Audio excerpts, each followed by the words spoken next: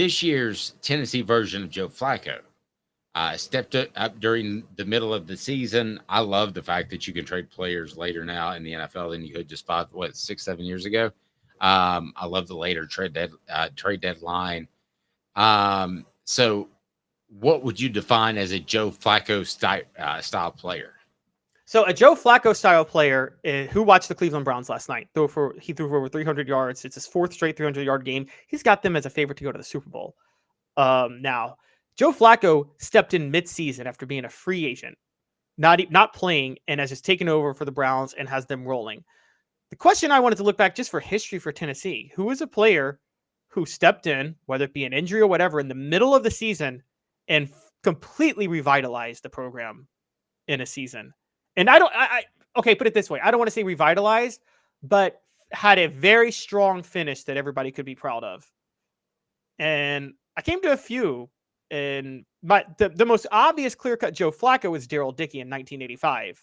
When Tony Robinson went down, Daryl Dickey came in, led them to an SEC championship, and then beat Miami in the Sugar Bowl, arguably Tennessee's greatest bowl game outside of the 98 national championship. But I think that's the most obvious. I've got one that I think is really going to surprise you. Go ahead. That was mine. Mine was Daryl Dickey. Well, you also had Travis. Oh, Henry, I got a few. Want me to? Yeah, in 98. Travis Henry, Travis Stevenson, 98. Yep. Stepping in for Jamal. And Josh Dobbs in 2014 after Justin Worley got hurt. Yeah, I would say that I think the guy that stands out to me that was able to kind of step out in the middle of it would be Travis Stevens in 2001. Because did anybody really think that he was going to be able to lead Tennessee to anything special? I didn't. Yeah, but with Travis Stevens though, he was considered the starting back going into the season.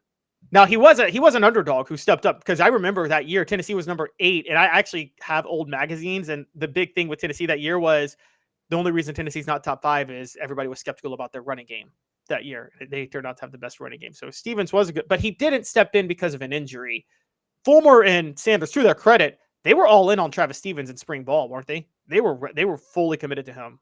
Well, they were, Caleb, but if you're going to include somebody that came in midway through an injury, don't you have to say Peyton Manning?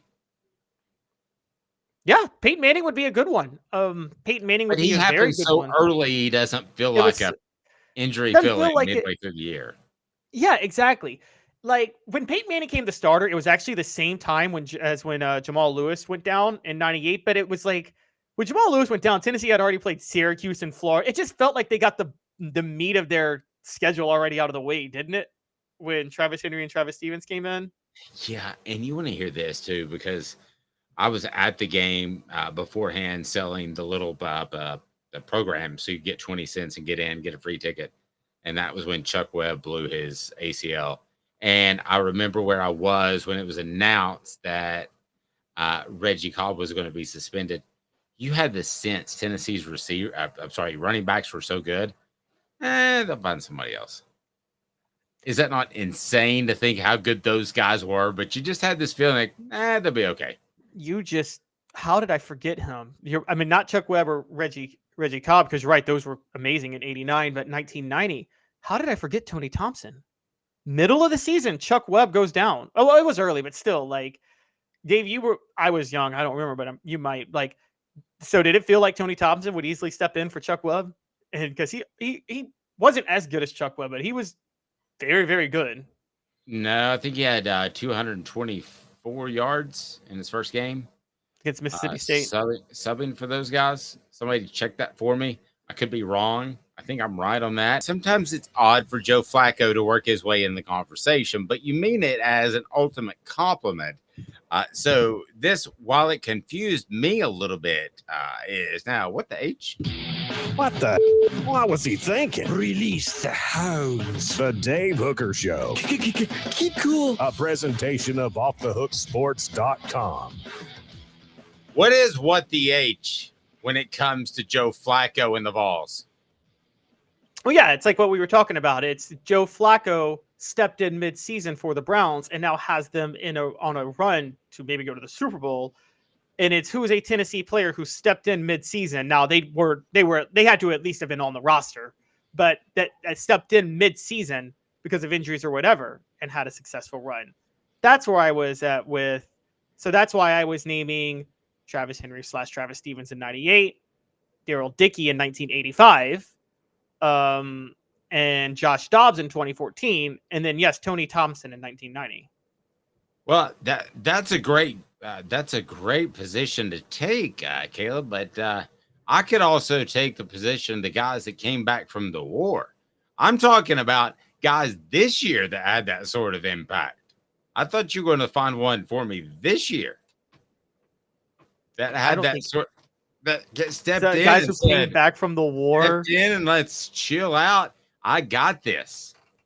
Who stepped up for Tennessee mid-season in place of injury this year?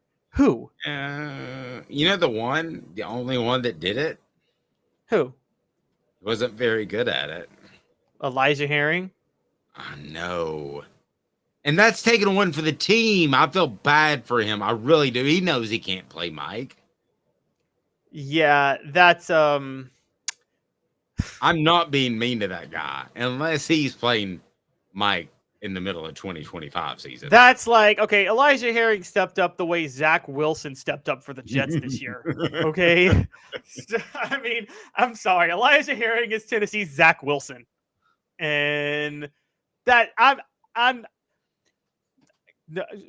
as Stephen A. Smith once said, don't like to disrespect players, but sometimes you got to tell everybody the truth when someone can't play. And it's at least at Mike linebacker, Elijah Herring can't play. And, so there's I can't go with Elijah Herring. I mean, I would say, I'll give you one who may actually, but in 2022, could we say Jalen Hyatt after Cedric Tillman went down? Jalen Hyatt was the starting slot receiver anyway, but would he have had the yards he had when Cedric Tillman got hurt? If he would have been at Tennessee this year? Is that what you're talking about? No. I'm saying in 2022, would Jalen Hyatt have done what he did had Cedric Tillman not gotten hurt? I still think that he was going to be the open guy in retrospect. We both thought he was a product of the system. I don't think he was a product of the system. I think that'll prove itself out. It may not in 5 years, but I think it will. I think it will. What about one you covered? Here's one. They became both elite together down the stretch, but what's forgotten is in 2001, before Dante Stallworth got hurt, Kelly Washington wasn't considered a feature receiver. And then Stallworth gets hurt. And then they start throwing Washington's way all the time. But then Stallworth comes back. Does Kelly Washington still become what he was if Stallworth doesn't get hurt in the middle of the 2001 season? Probably not. Also talked Dante out of coming back for one more year. Said, take care of your parents. You got to take care of your parents. And then so Dante Stallworth had a dinner with an agent, and so technically he was bound and gone. Could have sat out 4 games the next year if you remember. If he wanted to come back, but that was when the NFL and the NCAA was pretty stupid. And even though the guy wanted to come back to college, you would have to sit 4 games. So he didn't get to do so. That's your NCAA memory of the day. Just remembering the less power they have, the better off we all are. That's very true. It was just Washington was considered a rare talent. But let's be honest, Dave, when they were playing together, Dante Stallworth was better, wasn't he? Oh, yeah. So they worked it out where Dante had the whole gear because he played baseball and he was way more developed. So that was a big factor in it as well. And what he needed, though, was a dynasty pools and spas. Imagine having the best spas made right here in the U.S. in your backyard. Dynasty Pools and Spas has their showroom open in Athens with the best hot tubs and spas on the market. Delivery, they can do that. Complete support, spa cover, chemicals to keep your spa bubbling at its best. That's Dynasty Pools and Spas. Amazing discounts for first responders, military, and even some blemish models that can save you a ton and no one will ever notice. I'll tell you the best backup that Tennessee may have ever had to step in when guys were getting banged up because they were true freshmen or they had just gotten hurt for the season was Brandon Stewart and the whole Peyton Manning situation. It's a big point that a lot of people thought that Brandon Stewart should be the guy because he was a little bit tougher and could run. That was not, you're you're a little bit younger than me. That was not a 90-10. It should be Peyton Manning. That was more like a 60-40. It should be Peyton Manning returning, not Brandon Stewart.